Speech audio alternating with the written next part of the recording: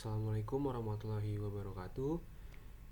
Halo semuanya, perkenalkan saya Mas Agus Rakalis Zafran Pratama, mahasiswa Sistem Informasi Universitas Bangunan Jaya dengan NIM 2024-08-1020. Kali ini saya akan mempresentasikan hasil ujian tengah semester mata kuliah Rekayasa Perangkat Lunak dengan studi kasus sistem penjualan sales pada manufaktur alat tulis kantor.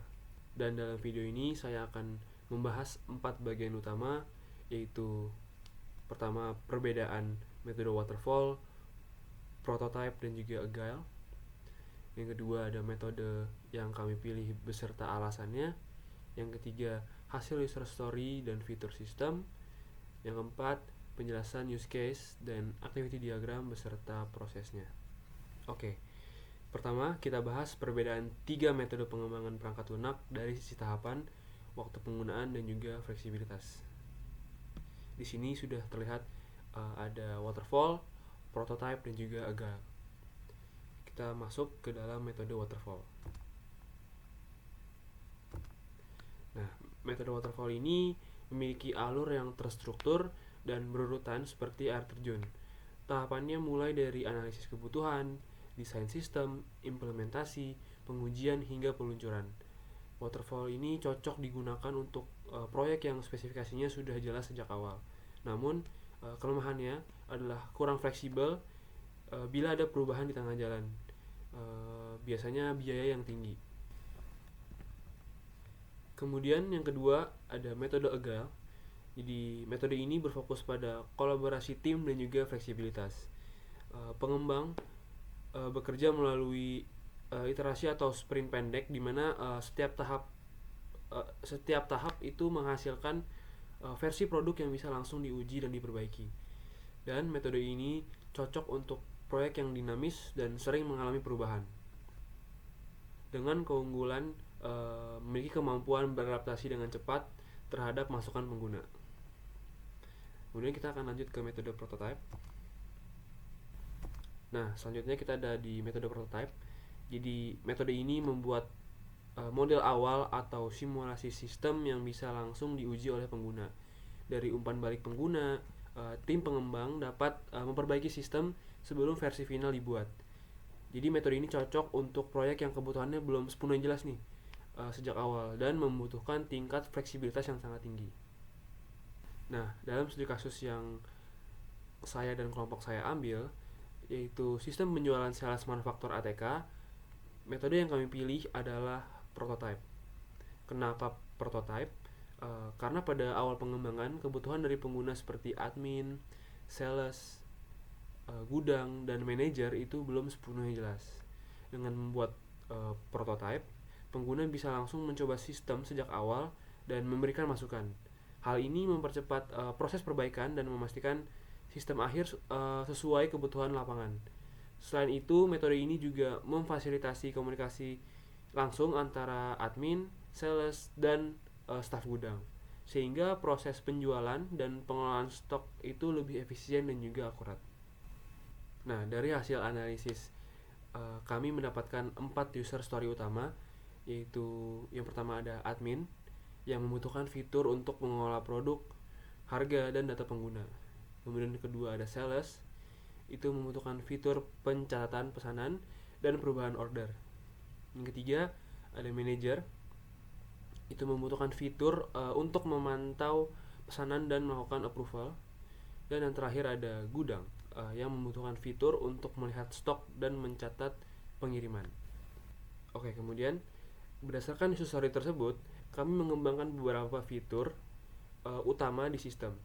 Di antaranya adalah yang pertama manajemen produk dan data pengguna. Admin dapat menambah, mengubah, dan juga memperbarui data produk secara real time.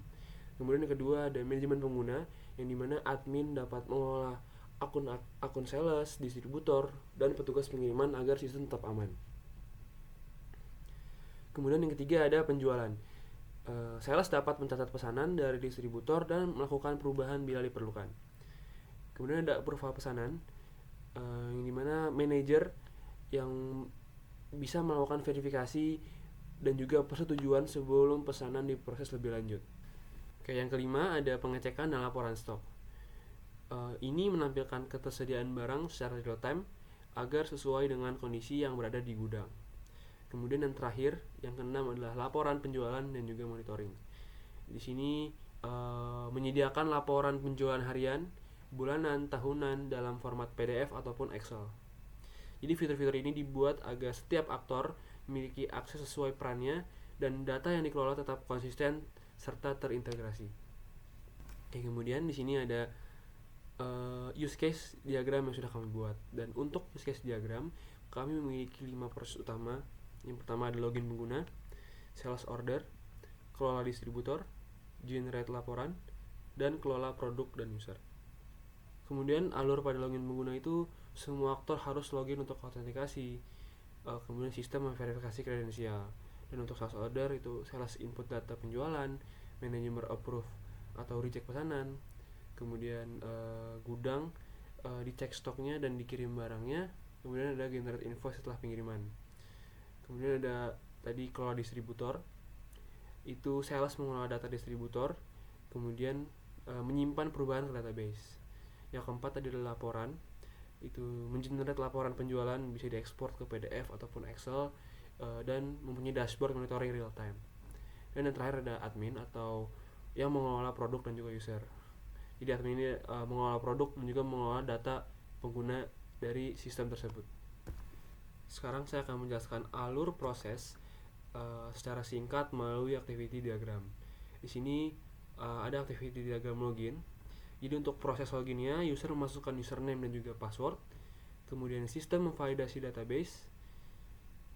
Jika gagal, login akan diulang, dan jika berhasil, user diarahkan sesuai hak aksesnya. Kemudian di sini ada proses activity diagram dari sales order. Jadi sales login dan input pesanan. Kemudian manajer menerima request, dan jika disetujui, gudang memeriksa stok. Kemudian kita lanjut lagi setelah gudang memeriksa stok, dan jika stok tersedia, sales akan memverifikasi pembayaran. Kemudian gudang mengirim barang, dan sistem akan mengupdate stok dan menghasilkan sebuah invoice. Seperti itu. Kemudian kita lanjut lagi ke proses kelola distributor. Jadi untuk proses ini sales dapat menambah, mengedit ataupun menghapus data distributor. Kemudian sistem akan menyimpan perubahan tersebut ke database. Jadi ada keterlibatan CRUD dalam proses di kelola distributor ini. Kemudian ada proses generate laporan, di mana manajer atau admin login, kemudian memilih periode laporannya. Sistem akan menampilkan hasil, kemudian user bisa mengunduh laporan dalam format PDF atau Excel. Itu adalah proses dari generate laporan. Dan yang terakhir adalah proses admin yang mengelola produk dan juga user. Jadi admin akan login, kemudian dia akan mengelola produk dan user sistem, dan semua perubahan disimpan secara terpusat agar data selalu sinkron. Nah, kesimpulannya, metode prototype kami pilih karena paling sesuai dengan kebutuhan proyek yang masih berubah dan melibatkan banyak pihak. Dan dengan prototype kami dapat mempercepat validasi kebutuhan, kemudian meningkatkan kolaborasi dan memastikan sistem yang dikembangkan itu benar-benar membantu proses bisnis penjualan di manufaktur alat tulis kantor kami. Terima kasih telah menyimak presentasi saya. Semoga penjelasan ini bisa menggambarkan proses pengembangan perangkat lunak yang kami lakukan dengan baik. Sekali lagi, mohon maaf jika ada salah kata. Wassalamualaikum warahmatullahi wabarakatuh.